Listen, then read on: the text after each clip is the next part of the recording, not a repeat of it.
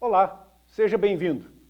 Você está na TV Poços, programa Direitos e Deveres com o Dr. Vanderlei de Mello. Eu sou Carlos Camargo. Anunciamos o escritório jurídico do Dr. Vanderlei de Mello, a Rua Santa Catarina, número 80, Sala 12, aqui no centro de Poços, próximo ao terminal de linhas urbanas, Dr. Vanderlei de Mello. E a doutora Luciana Mello, cantora, tecladista, para brilhantar aí as festas de casamento, solenidades, lindas canções em sua cerimônia de casamento. Luciana Mello, tecladista e cantora, faça contato 999676276, 999676276. E agradecemos aos nossos telespectadores que nos têm enviado mensagens pelo nosso WhatsApp. Estamos muito felizes com a receptividade. Mande para nós um alô, uma sugestão, uma reclamação. Queremos interagir com você. Obrigado pela audiência antecipadamente. Nosso WhatsApp, 98451-3033. 98451-3033. Muito bem. Tinha em Poços de Caldas, até pouco tempo atrás, não sei se ainda estão funcionando, as conhecidas e importantes Sociedade Amigos de Bairros, conhecida como SAB. Então, cada bairro ou cada conjunto de bairros tinha lá uma sociedade amigo de bairros composta por moradores que elegiam uma diretoria que iria tratar de assuntos relacionados ao bairro. Criar uma linha de conexão dos moradores do bairro através da sociedade Amigos do Bairro com os senhores vereadores, com o chefe do executivo municipal, o senhor prefeito, os senhores secretários municipais, levando conhecimento a eles de reivindicações, de pedidos de melhorias no bairro, de reclamações, uma forma muito interessante de interagir.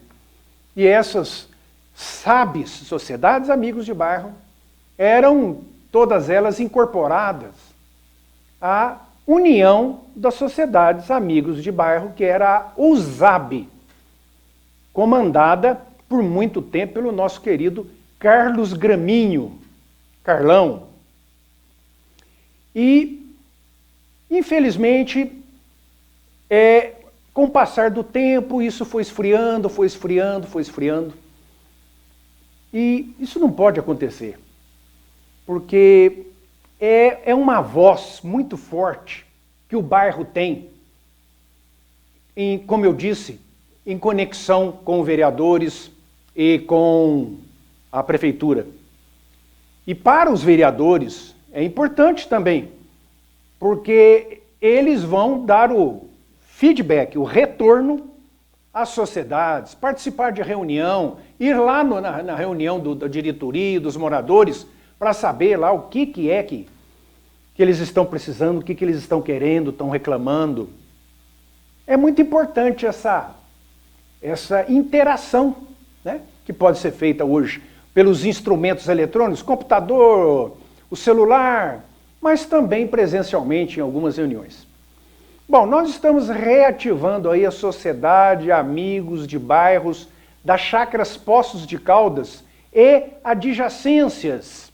Além das Chácaras Poços de Caldas, o Itamaraty 5, Itamaraty 4, 3, 2, 1, Parque Pinheiro, toda aquela região ali, nós estamos aí reformulando, nova diretoria foi composta, pela SAB Chácaras Poços de Caldas. Então você que é morador desta região, anote aí o WhatsApp 99939-0177.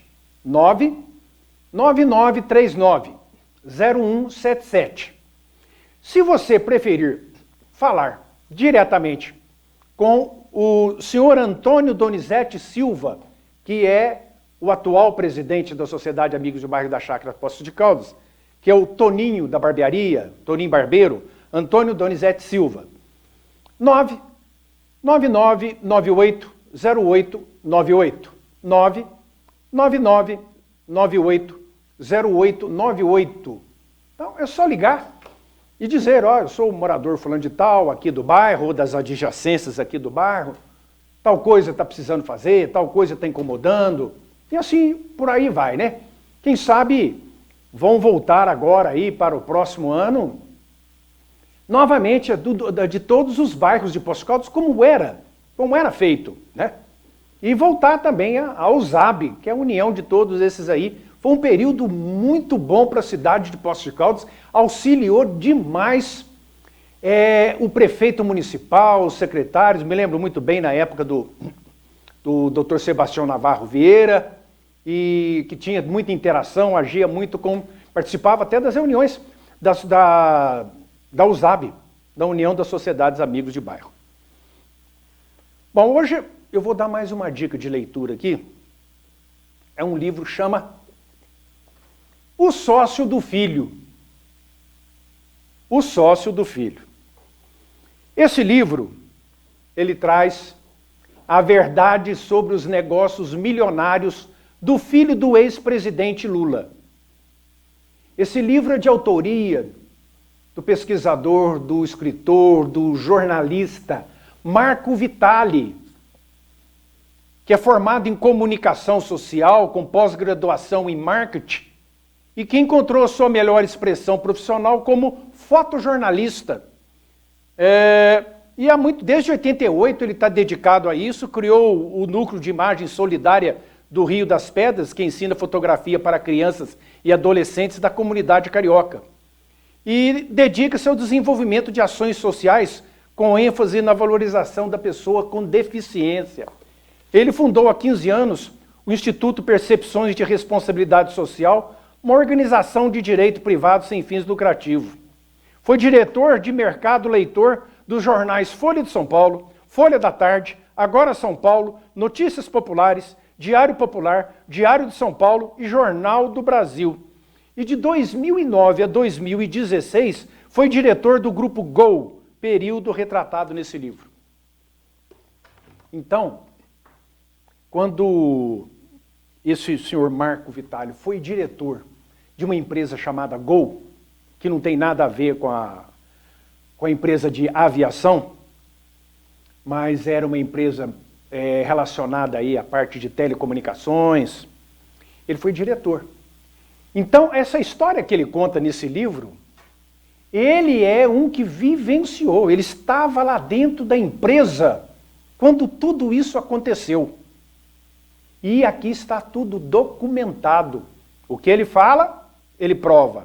Ele fala mais alguma coisa, ele prova. Está tudo documentado neste livro. Quem ler este livro vai entender perfeitamente como é que foi aquela história tão conturbada do sítio de Atibaia. Aqui todo mundo vai ficar sabendo. Porque o que se tem elevado a público, um fala uma coisa, outro fala outra, mas teria que ler o processo da Lava Jato, que é uma montanha de papel que não está acessível a todas as pessoas. E aqui, nesse livro, do Marco Vitali, como eu disse, era uma pessoa que era diretor da empresa, quando tudo isso aconteceu, e ele, por não concordar com certas coisas que queriam impor, e como de fato impuseram mesmo, ele então se afastou e, posteriormente, editou esse livro. Este livro não está à venda em nenhuma livraria. Então, se você quiser adquirir esse livro, você tem que pedir através da internet.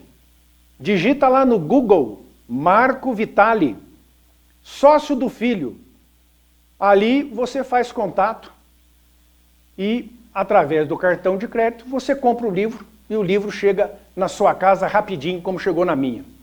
Interessantíssima essa história narrada e contada dentro deste livro por esse jornalista, diretor da empresa, na época.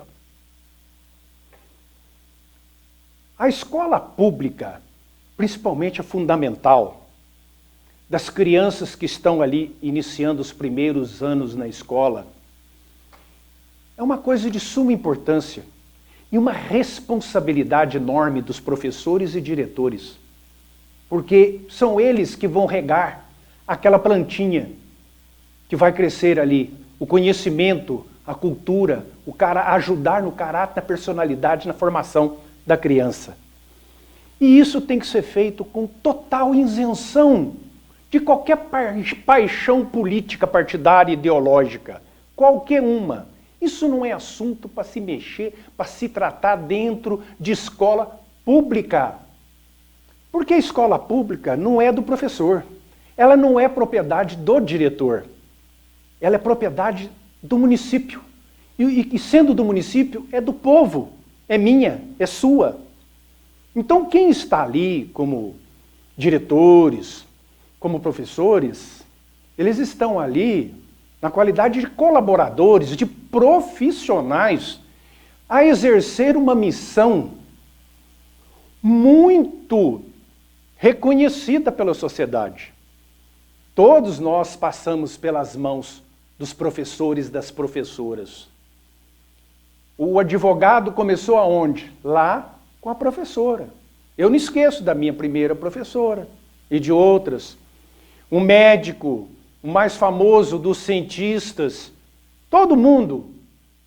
Então a gente vê muito aí valorizando profissões, tem que valorizar lá embaixo na base. Mas essa base tem que ser isenta, como eu disse, de política pública, de política ideológica, de partido, de revanchismo, de ofensas. A escola pública foi feita para ensinar, como eu disse, para regar aquela plantinha, para que ela possa crescer ali, e principalmente nos lugares onde existem mais dificuldade financeira, pessoas pobres, carentes. Tem que ser dada uma dedicação especial, fortalecer essas crianças para uma vida futura de conhecimento. E o que tem que ter ensinado ali é a matéria que está no currículo escolar, é o que está na pasta do professor. Então essa parte de política, de agrada ou desagrada, vamos xingar o presidente, isso não é assunto, isso deixa para lá, deixa para lá. Vamos tratar de assunto que se refere, propriamente dito, à formação escolar do aluno. Isso vale, estou falando aqui da escola fundamental, mas vale para qualquer tipo de escolaridade, até lá nas universidades, nas pós-graduações, mestrados, seja onde for. Então vamos tratar a criança com carinho. Hoje parece que existe uma preocupação de algumas pessoas, em querer modificar a criança no sentido de sexo. Ah, você não é menino não, mas nasceu menino, mas não é menino, nasceu menina, mas não é menina. O que é isso? Atingir a mente da criança por causa de quê? Deixa que a criança, quando for na sua puberdade, virar um adolescente, ele que escolha o que vai fazer com a sexualidade dele. Problema de cada um. Ninguém tem nada com isso. Mesma coisa com parte política.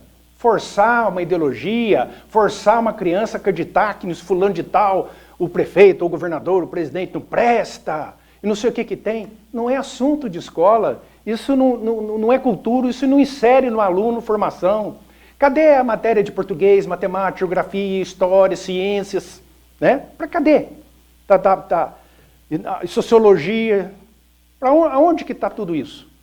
Então vamos respeitar as crianças. Dentro de uma democracia, nós temos vencedores e vencidos. Nos regimes comunistas, nos regimes totalitários, Nós não temos vencedores e vencidos, nós só temos vencedores. Na democracia, nós escolhemos. Muitas vezes, a quem nós escolhemos, perdeu a eleição. Vamos respeitar a maioria que o elegeu. Ah, mas eu não gostei, então eu vou ser oposição. Perfeitamente. A oposição da democracia existe e deve existir. Mas a oposição em bem da comunidade, em bem da população. É a chamada república, uma oposição republicana.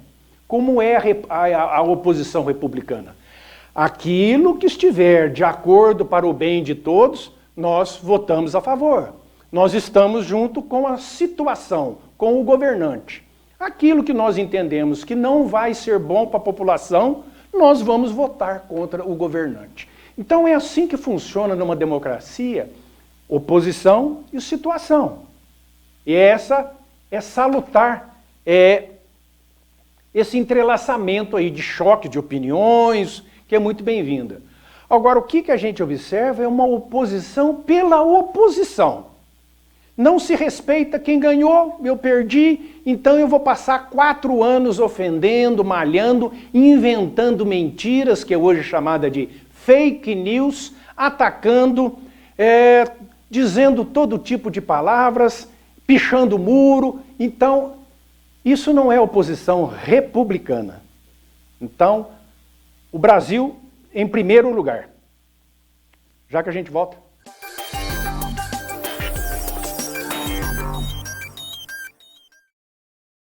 A gente passa a vida inteira cuidando de filho, marido, trabalhando e esquece de cuidar da gente. A vida passa e a gente não se cuida. Eu tenho até vergonha de sorrir. Eu ainda brinco, vocês vão ver, um dia eu ainda vou dar um jeito nos meus dentes, vocês vão ver só.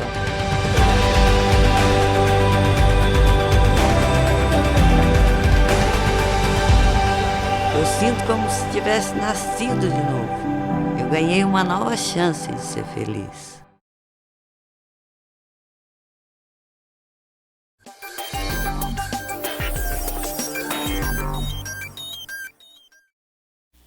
O Senado Federal aprovou a isenção de IPI para taxistas e pessoas com deficiência física. O Senado.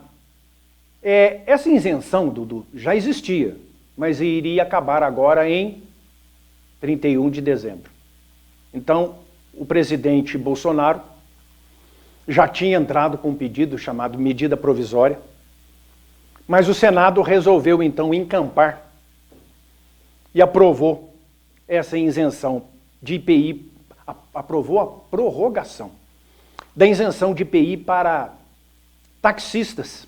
Agora, as pessoas com deficiências, que é hoje conhecido pela sigla PCD, elas também vão fazer parte, como já faziam, e houve lá na lei, que ainda não é lei, né, vai ser mandado para o presidente da República assinar e transformar em lei.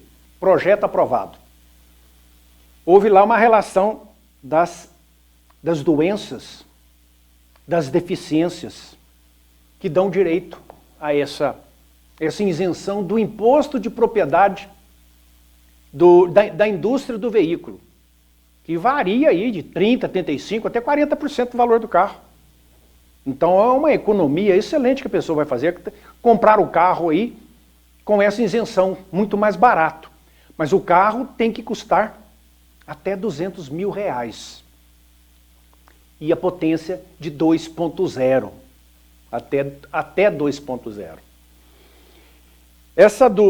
A parte relativa aos deficientes, os chamados PCDs, é de autoria aí do senador Romário, aquele que foi jogador de futebol, que dedica grande parte da sua presença, atuação no Senado em favor aí das pessoas com qualquer tipo de deficiência. Ele teve, depois que ele teve uma filha autista, ele então sentiu como é que é a situação, ele sensibilizou e passou a dedicar aí a sua política em favor de assuntos relacionados aí às pessoas com todo tipo de deficiência física, mental, e tem feito um bom trabalho no Senado em prol dessa parte da população. Então fica aqui uma boa notícia, essa que ainda vai entrar em vigor, porque até 31 de dezembro, aí a 1º de janeiro em diante já está valendo para todo mundo. E a pessoa que tem algum tipo de deficiência pode depois se informar, né? Nós vamos voltar a falar nisso com mais propriedade, com mais esminuciar mais, porque o nosso tempo é muito curto. O presidente da República estava preocupado com o tal do Auxílio Brasil, que é o antigo Bolsa Família, porque ele tinha mandado uma medida provisória, um projeto, e o Senado, quando um presidente da República manda uma chamada medida provisória, que é um assunto de urgência, emergência, e é provisória, como o próprio nome fala. Então, ela tem até 120 dias para o Senado, ou a Câmara Federal, ou o Congresso, que são os dois juntos, aprovarem. Porque se eles não votarem, não precisa nem recusar, não votar ou recusar, perde completamente o valor. Então é uma coisa temporária, provisória. E na gestão do senhor deputado Maia, que foi presidente da Câmara Federal, anterior ao Arthur Lira, ele engavetou muitas medidas provisórias do presidente, que acabou não sendo votado e perdendo o efeito. Com isso, o que é? É aquilo que eu estava falando agora há pouco. É uma oposição para atrapalhar o Brasil. Coisas que é de interesse da população. Põe na gaveta, não vota, perde o prazo. Então, é assim que agia o deputado Maia. Bom, voltando ao assunto aqui, o Auxílio Brasil, que substitui a Bolsa Família. Quando o presidente Bolsonaro estava na campanha, todo mundo falava, aqueles tititi de campanha, né?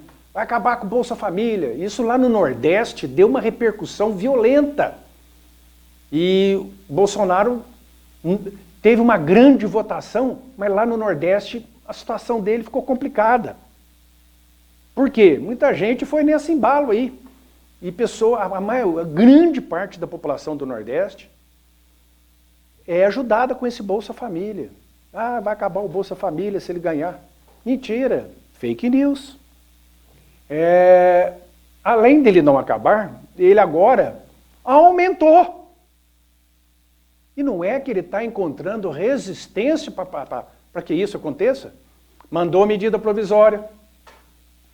Passa na Câmara, passou. Mas mais de 100 deputados da oposição, na maioria, né? Ou ali que uma hora está para um lado, uma hora está para o outro, que é o famoso centrão, votaram contra. Agora, qual que é a desculpa plausível? Qual que é a resposta que um deputado, mais de 100, votaram contra o aumento de 100 para 400 reais do Auxílio Brasil para as pessoas que estão abaixo da linha de pobreza? Comida no prato da pessoa? Então é o que eu disse, não são republicanos. Oposição pela oposição. Foi o presidente que quer? Sou contra. Foi o presidente que mandou esse... Sou contra. Infelizmente, isso não é democracia, né? Bom, parado no Senado. E o presidente, que estava com a intenção de já começar a pagar em dezembro esse auxílio. E não resolveram lá. Então ele entrou com uma nova medida provisória, benefício extraordinário de R$400, que pode ser prorrogado até o dezembro de 2022. Mas até lá, dá tempo deles acabarem de votar isso agora no Senado, porque já passou na Câmara, para poder virar a lei. Então, o benefício extraordinário complementa o valor do Auxílio Brasil para assegurar o pagamento de R$400 por família. O presidente Jair Bolsonaro editou a medida provisória que cria o benefício extraordinário para famílias beneficiárias ao programa Auxílio Brasil, o antigo Bolsa Família. O texto prevê o pagamento de uma parcela em dezembro deste ano. Então, por isso que tem pressa, que quer pagar em dezembro. Já está pagando, viu? Já está, algumas pessoas já estão recebendo. com a possibilidade de prorrogação até 31 de dezembro de 2022. A medida provisória 1076/2021 do presidente Bolsonaro foi publicada na terça-feira em edição extra do Diário Oficial da União. Não é fácil não, hein? A Comissão de Constituição e Justiça aprova emissão gratuita de segunda via de documento a quem recebe até um salário mínimo. Passou na Comissão de Constituição e Justiça e Cidadania do Senado, agora vai para a votação. Não é possível que não vá passar, né? A segunda via de documento, qualquer documento, hein? Que uma pessoa que receba até um salário mínimo, a Comissão de Constituição, Justiça e Cidadania aprovou nesta quarta-feira, 8 de dezembro, projeto que prevê emissão gratuita de segunda via de documentos furtados, documento furtado, roubado ou destruído aí por uma calamidade. Nós estamos vendo aí em alguns lugares aí muita chuva, água invadindo as casas e a pessoa perde tudo. E que estejam inscritas no Cadastro Único para programas sociais, o famoso CadÚnico. Então, você que está me vendo aí, que está na situação, você tem que fazer o cadastro. Procure lá o CAPS na prefeitura, né? O projeto de lei da Câmara recebeu parecer favorável do relator Marcos Duval do Podemos do Espírito Santo e segue para votação no plenário do Senado. Então é uma maneira de ajudar, né? A medida provisória é editada pelo presidente da República. Isso já veio do presidente da República, em caso de relevância e urgência. Então, como eu disse, quando um assunto é de relevância e de urgência, e o presidente precisa que aquilo comece a valer, então ele manda a medida provisória para o Senado. Enquanto ela, nesses 120 dias, 60 a 120 dias, ela está correndo, eles têm que votar. Então, a matéria entra em vigor imediatamente após a publicação, mas para virar lei, precisa ser aprovada pela Câmara dos Deputados e pelo Senado. O texto vale por 60 dias e que pode ser prorrogado por igual período, não pode passar de 120. Se não for aprovado, o efeito perde. Uma outra matéria interessante aqui, mas o nosso tempo aqui já está quase terminando, então eu vou ter que encerrar aqui com uma notícia ruim. O Senado aprova mudanças da Câmara e confirma a volta da propaganda partidária. O Senado, tem certas coisas que andam de pressa lá, né? Outras coisas agarram. Essa andou rapidinho. O Senado aprovou mudanças na Câmara e confirma a volta da propaganda partidária. Isso foi extinto na reforma do Código Eleitoral de 2017. Tem um trabalhão para fazer aquela reforma do Código Eleitoral. Acabou de fazer em 2017, agora já estão mexendo de novo, já estão modificando aquilo que foi feito. Então vai voltar a propaganda política partidária. Não é aquela do candidato, aquela propaganda do candidato na época da campanha. Aquela vai continuar. Vai continuar. Agora vai vir uma propaganda do partido, que antes de 2017 existia e que vai voltar. Propaganda gratuita. Que gratuita, coisíssima nenhuma. Não tem almoço grátis. Gratuita para o partido. Gratuita para o político. Mas vai ser paga pelo quem? Pelo contribuinte, pelo pagador de imposto, pelo povo. Do fundo partidário. Aí nessa propaganda partidária vai fazer propaganda do partido. Não vai falar de candidato a nada. Essa outra parte de candidato vai ser na propaganda eleitoral gratuita do candidato. Vote em mim, por isso, por aquilo outro. É outra. Essa é o partido falar que o partido é o melhor do Brasil, que quando o partido estava na presidência da República não tinha fome, ou quando o partido estava governando o Brasil, acabou a linha de pobreza, não tinha desemprego, era um Éden, um paraíso. Então é isso aí, o partido vem falar do partido. E quem que ganha com isso? Todos os partidos vão poder participar? Nem todos. Tem que ter uma certa representatividade. Assim, vão participar, mas quem tem mais representatividade, mais deputados na Câmara Federal, vai ter mais tempo. E quem tem menos, vai ter menos tempo. Então, na realidade, quem ganha com isso são os grandes partidos. O PT. Depois, agora está vendo uma junção aí no PL, várias migrações de deputados e senadores para o partido PL, então ele poderá ser aí, vira o segundo maior, era o PFL, e agora o PFL parece que vai perder muitos deputados e senadores que vão para o PL. Então está havendo essa mudança aí, depois tem o MDB, depois tem o PSDB, então esses partidos aí que vão nadar de braçada.